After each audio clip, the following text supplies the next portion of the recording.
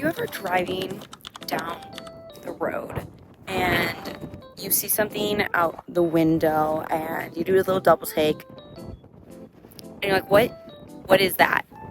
It could be a beautiful sunset, it could be a landscape, the weirdest plant bush you've ever seen. Sometimes it's best to stop. Look at that weird thing. Because what is that? What? I have driven this stretch of highway so many times. If you're coming between Vegas to Shoshone, Pahrump, Shoshone going down to Tacoma, you'll probably take this highway and you'll probably see this feature.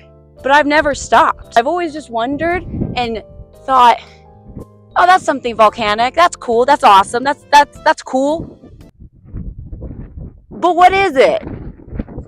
This is the Charles Brown Outcrop, located around the Charles Brown Highway that you see behind me. And you'll come around a bend of a mountain and you'll see this giant, amazing feature. This big black band cutting through some lighter colored fine-grained rock. I know what you're thinking. You're like, well, that's just a layer. Maybe it's a coal seam. Maybe you felt like me and you went volcanics, plutonic dike. Both of those are wrong. Spoiler alert. It's neither of those. This is a volcanic feature, just not the one I thought it was. This is a vitrifier, a welded tuff that has cooled with various times. The outer section of the tuff has cooled quickly, while this inner black band section, which was the center of the tuff, cooled slowly at such a high temperature that the volcanic glass was able to form. And that is what we see here. So, 10 million years ago, during the last crustal extension of this region, a volcano erupted.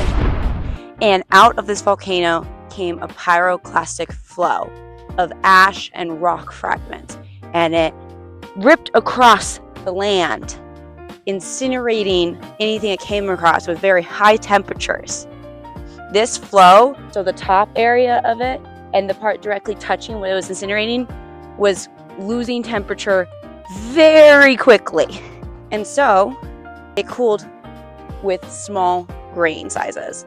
While the middle section here, the black band, this was protected by this cooling outer layer. This allowed for this inner section to cool at a very slow rate, which then formed this volcanic glass that we see here.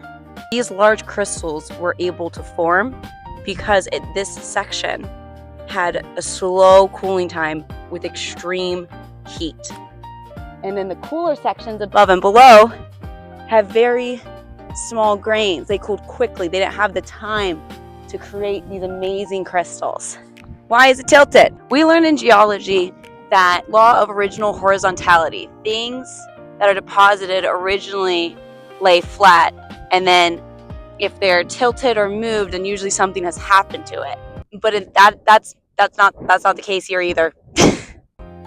This is a paleoslope.